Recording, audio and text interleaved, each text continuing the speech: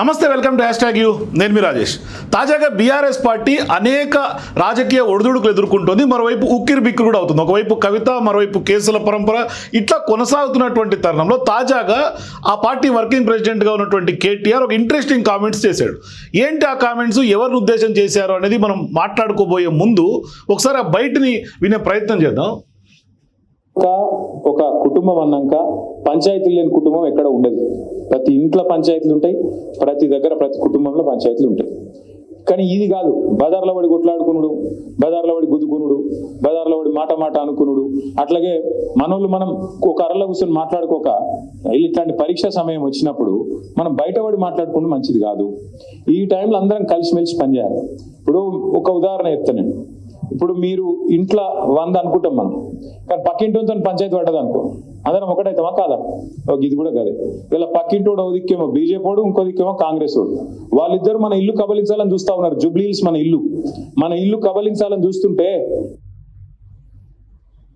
So KTR వాస్తవానికి Jubilee hills ఉప ఎన్నికల నేపథ్యంలో మాట్లాడినప్పటికీ కూడా ఆయన ఎవరిని ఉద్దేశించి వ్యాఖ్యలు చేశాయి అన్నది ఇప్పుడు రాజకీయ వర్గాల్లో ఒక పెద్ద చర్చ జరుగుతుంది. ఎందుకంటే కుటుంబంలో అంటే ఇంటి పోరులాగా ఇప్పుడు కల్వకుంట్ల కుటుంబంలోనే ఒక పోరు జరుగుతున్నటువంటి నేపథ్యంలో ఆయన బైపోల్స్ జూబ్లీ హిల్స్ నేపథ్యంలో మాట్లాడినటువంటి వ్యాఖ్యలకి మరి కల్వకుంట్ల కుటుంబం గురించి ఆయన ఇండైరెక్ట్గా చేశారు వ్యాఖ్య. సో ఇప్పుడు కేటీఆర్ వ్యాఖ్యల గురించి మనం మాట్లాడదాం. మనతో పాటు సీనియర్ జర్నలిస్ట్ విశ్లేషకులుగా ఉన్నటువంటి జకీర్ గారు మనతో పాటు జాయిన్ అవుతున్నారు. డిస్కస్ చేద్దాం. సార్ నమస్తే జకీర్ గారు. నమస్తే రాజ్. సార్ చాలా రోజుల తర్వాత మనం మళ్ళీ స్క్రీన్ షేర్ చేసుకుంటాం. సో ఇప్పుడు కేటీఆర్ ఇంట్రెస్టింగ్ కామెంట్స్ చేశాడు. మీరు కూడా బహుశా వినే ఉంటారు, సోషల్ మీడియాలో బాగా ట్రోల్ అవుతుంది. సో ఏంటి ఆయన ఎవరి గురించి మాట్లాడారు? మరి జూబ్లీ హిల్స్ సందర్భంగా అక్కడ జరిగినటువంటి వ్యాఖ్యలుగా మనం పరిగణిస్తే, కానీ అది ఇంకో రకంగా చర్చ జరుగుతుంది రాజకీయ వర్గాలు. ఎట్లా చూడాలి ఈ వ్యాఖ్యలు? ఇప్పుడు కుటుంబం అన్న తర్వాత పంచాయతీలు ఉంటాయి, అట్లాగే కుటుంబం అన్న తర్వాత ఇంకేదో విషయాలు ఉంటాయి.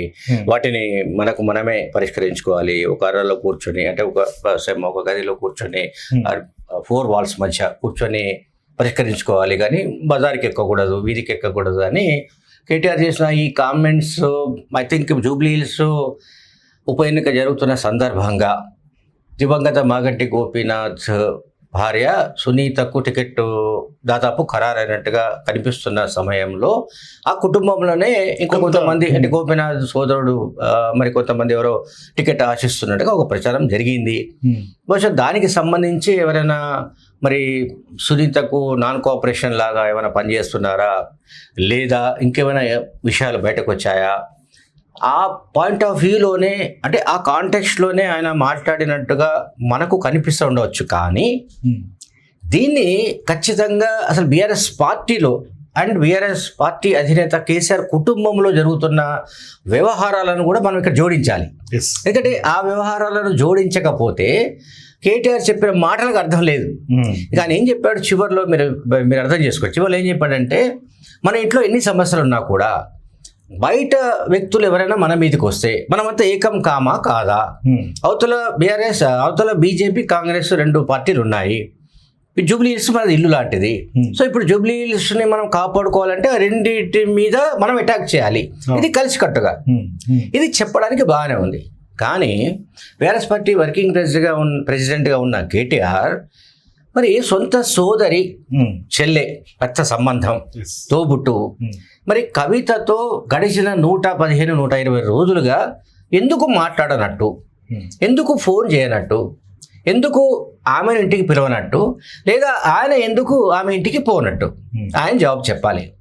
ఓకే, ఇప్పుడు పార్టీ అధ్యక్షుడు కేసీఆర్ వయోభారం కావచ్చు, ఇతర సమస్యలు కావచ్చు, అధికారం కోల్పోయిన డిప్రెషన్ కావచ్చు, వాట్ ఎవర్ ఇట్ ఈస్, ఆయన ఇరవెల్లి ఫామ్ హౌస్కి అంకితమై ఉంటున్నాడు అండ్ క్రియాశీల రాజకీయాలకు దాదాపు దూరంగా ఉంటున్నాడు.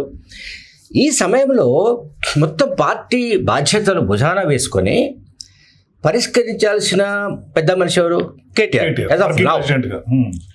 సో కేటీఆర్ తన ఇంట్లోని సమస్యల్ని పరిష్కరించుకోలేక, తన ఇంట్లో తలెత్తిన సంక్షోభాన్ని నివారించలేక జూబ్లీ హిల్స్లో సమస్యల్ని పరిష్కరిస్తారని బయటకు వచ్చి చెప్పితే నమ్మే పరిస్థితులు ఎవరు లేరు. ఆయన బజార్కి ఎక్కడం కరెక్ట్ కాదు, ఇంట్లో సమస్య ఇంట్లోనే కూర్చొని మాట్లాడుకోవాలి అన్నారు. సో ఇప్పుడు అసలు ఎవరు బజార్కి ఎక్కినట్టు ఒక రకంగా చెప్పాలంటే? ఆయన బజార్కి ఎక్కినట్టండి. ఇప్పుడు అసలు పార్టీకి సంబంధించిన వ్యవహారాలు, అంతర్గత ఇష్యూస్ అసలు బజార్కి ఎక్కించిన ఘనుడు కేటీఆరే, ఇంకెవరు కాదు. నేను ఎందుకు ఈ మాట చెప్తున్నానంటే, కవిత ఎప్పుడైతే తన తండ్రికి లేఖ రాశారో ఆ లేఖ ఎప్పుడైతే లీక్ అయిందో దానిపైన ఎప్పుడైతే రసాభాస జరిగిందో ఆ కాంటెక్స్ట్లో కేటీఆర్ ప్రెస్ కాన్ఫరెన్స్ పెట్టి మీడియా సమావేశం పెట్టి మాట్లాడినప్పుడు ఆ ఇష్యూ మాట్లాడకుండా దాటవేస్తూ ఆయన ఏం చెప్పాడంటే అంతర్గత విషయాలు పార్టీలో ఏమున్నా కూడా పార్టీలో అనేక వేదికలు ఉన్నాయి, ఫోరమ్స్ ఉన్నాయి, వాటిలో మాట్లాడుకోవచ్చు, వాటిలో చర్చించుకోవచ్చు అని చెప్పాడు ఆయన. ఎవరు? కేటీఆర్. మరి రాజేష్, మరి మీకు తెలిసి ఉండాలి, నాకైతే తెలుసు ఆ పార్టీలో ఏ ఫోరం లేదు. అది KCR forum, KCR farm house తప్ప అందులో ఏ ఫోరం లేదు. కానీ కవిత గతంలో అనేక సందర్భాల్లో కూడా చెప్పింది, నేను డైరెక్ట్ గా స్వయంగా ఎన్నో సందర్భాల్లో పార్టీలో లేవని కూడా పట్టించుకున్నటువంటి దాఖలాలు ఉన్నాయి నాకు అని ఆమె స్వయంగా చెప్పారు కదా. వాస్తవమే కదా. ఇప్పుడు కవిత ఇవాళ ఎక్కిన నాకు తెలిసి ఉఠావుటిన రాత్రికి రాత్రి ఆమె తిరుగుబాటు నాయకురాలిగా తయారు కాలేదు.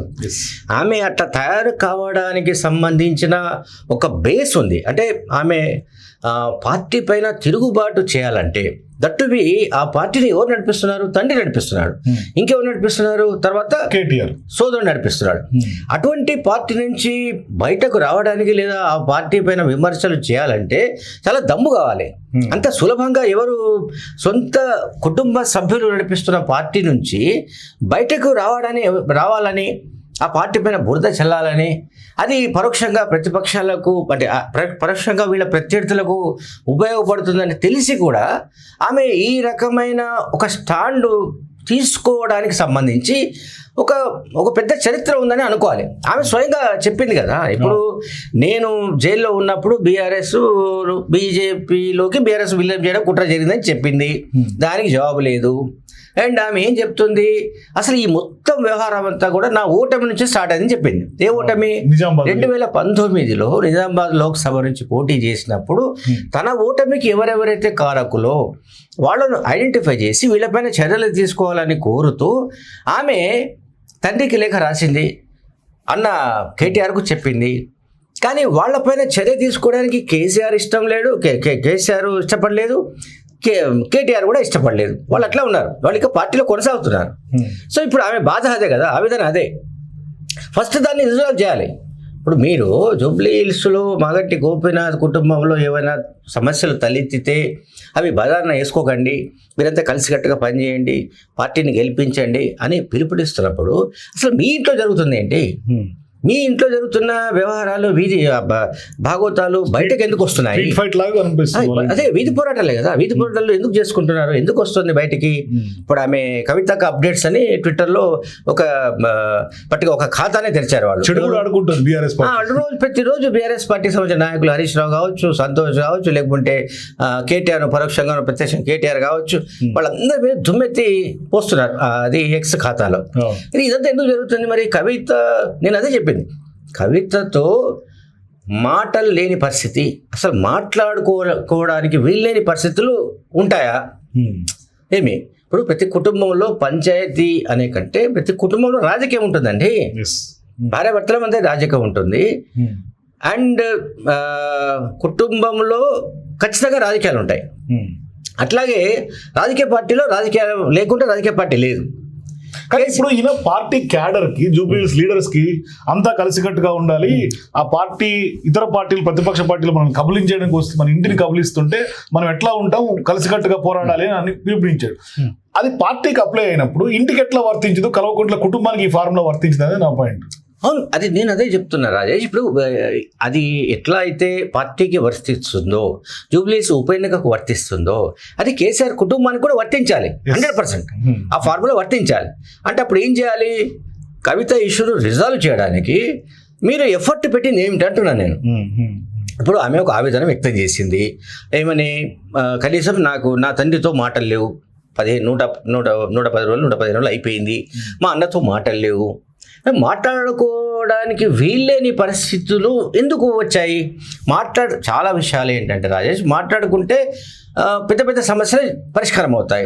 ఎందుకు చర్చలు జరుగుతాయి? ఇప్పుడు రష్యా ఉక్రెయిన్ అంటున్నాము, ఈ చర్చలు ఇవన్నీ మనం చూస్తున్నాం కదా దేశ విదేశాలు. అటువంటిది బీఆర్ఎస్ పార్టీ ఎంత పార్టీ, దాని ప్రాణం ఎంత, దానికి హత్య ఏంటి? ఒక రాష్ట్రం, అంతర్జాతీయ సమస్యలే కదా, ఒక రాష్ట్రం, అందులో ఒక పార్టీ, అది కూడా అధికారం కోల్పోయింది. అధికారం కోల్పోయిన వెంటనే మొత్తం ఆ పార్టీ చతికిలబడిపోయి కుటుంబంలో ఉన్న మొత్తం గొడవలన్నీ బజారులో పడిపోయి అసలు దాంట్లో ఎవరి మీద నమ్మకం లేని పరిస్థితి. ఇప్పుడు నాకు తెలిసి కేటీఆర్ హరీష్ నమ్మడండి, హరీష్ కేటీఆర్ నమ్మడు, ఇది 100% పక్కా. కవిత చేస్తున్నారు కదా సార్. ఇప్పుడు మొన్న ముఖ్యమంత్రి రేవంత్ రెడ్డి ఒక మాట అన్నాడు ఒక సభలో, కడుపులో కత్తులు పెట్టుకుని కౌలించుకుంటున్నారని. ఎవరి గురించి? వీళ్ళిద్దరి గురించే. వీళ్ళు ఆయన చెప్పింది చాలా స్పష్టంగా, పేరు చెప్పకపోయినా కేటీఆర్ హరీష్ రావు అని మనకు అర్థమైంది. రేవంత్ రెడ్డి వీళ్ళ గురించే చెప్పాడు, ఇంకెవరి గురించి కాదు. అంటే కడుపులో కత్తులు పెట్టుకొని కౌలించుకోవడం అనేది రాజకీయాల్లో సహజమైన పరిణామం, దాన్ని మనం కాదడానికి లేదు. నేనేం చెప్తానంటే ఆ పార్టీలో ఇక్కడ కేటీఆర్కు హరీష్కు పొసగదు, ఇప్పుడు హరీష్కు కవితకు పొసగదు, సంతోష్ రావుకు కవితకు పొసగదు, అట్లాగే కేటీఆర్ కవిత కూడా పొసగని పరిస్థితిలో వచ్చింది. ఇప్పుడు ఇంచుమించు మరి ఇప్పుడు కేటీఆర్ పట్ల అంటే ఆమె కొద్దిగా వ్యూహాత్మకంగానే ఒక ప్రెస్ కాన్ఫరెన్స్ ఎండింగ్లో జై కేసీఆర్ జై తెలంగాణ అని చెప్పింది ఆమె. అంటే కేసీఆర్కు సంబంధించిన, అంటే కేసీఆర్ అనే టవరింగ్ పర్సనాలిటీ, ఒక తండ్రి అండ్ పార్టీ అధినేత, మాజీ ముఖ్యమంత్రి, ఆయన కనుసన్నల్లో ఉంటే, అంటే ఆయన తన పట్ల కొంత సాఫ్ట్గా ఉంటే పరిస్థితులు చక్కబడతాయేమో అనే ఒక వాక్యం ఏదో ఆమె పెట్టుకున్నట్టుగా అనిపిస్తుంది, ఒక స్పేస్.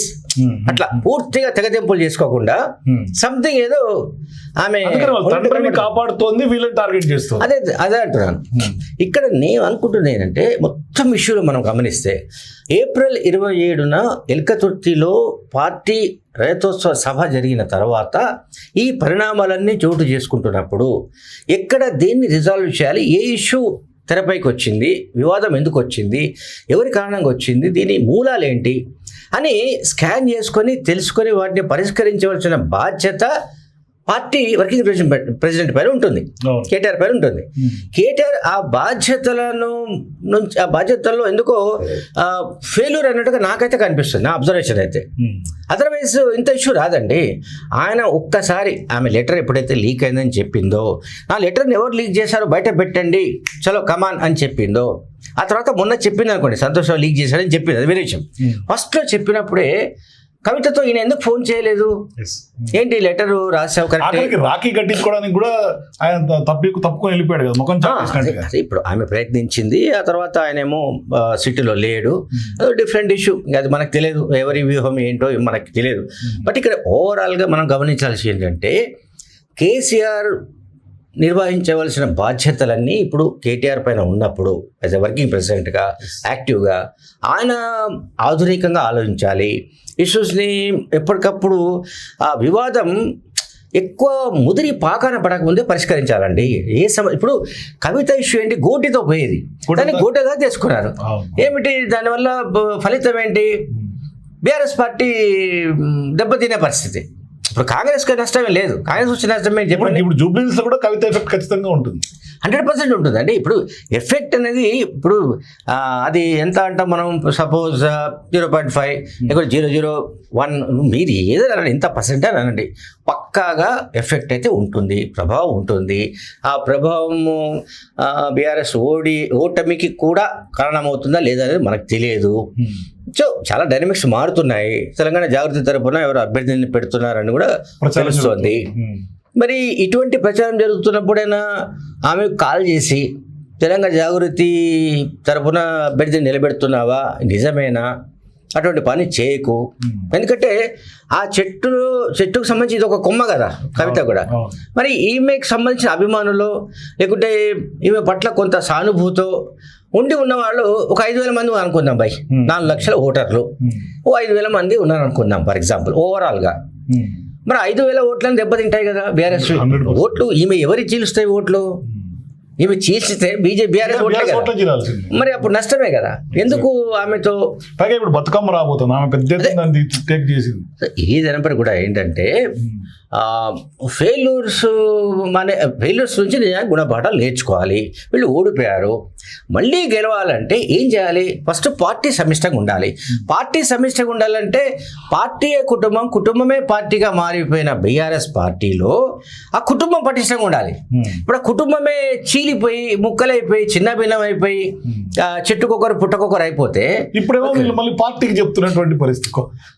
ఇదంతా నడవదండి, ఇదంతా నడిచే వ్యవహారం కాదు. ఇది కేటీఆర్ నాయకత్వ వైఫల్యాలు అనేవి మనకు ఎందుకో ప్రతి అడుగడుగున కనిపిస్తున్నట్టు నాకైతే అనిపిస్తుంది అట్లా. థ్యాంక్ యూ జకీర్ గారు. సో మొత్తం మీద ఇది పక్కాగా వర్కింగ్ ప్రెసిడెంట్ గా కేటీఆర్ ఫెయిల్యూరే, ఆయనే బజార్కి ఎక్కినట్టుగా స్పష్టంగా అర్థమవుతుంది. మరోవైపు కల్వకుంట్ల కుటుంబంలో కూడా ఇవాళ విధి పోరాటాలుగానే కొంత కేర్ ఆఫ్ అడ్రస్ గా మారుతుంది ఆ కుటుంబం. సో మీరు కూడా కేటీఆర్ వ్యాఖ్యలు విన్న తర్వాత, జకీర్ గారి విశ్లేషణ విన్న తర్వాత మీ అభిప్రాయాలు కింద కామెంట్స్ తెలియజేయండి. For more videos please watch #.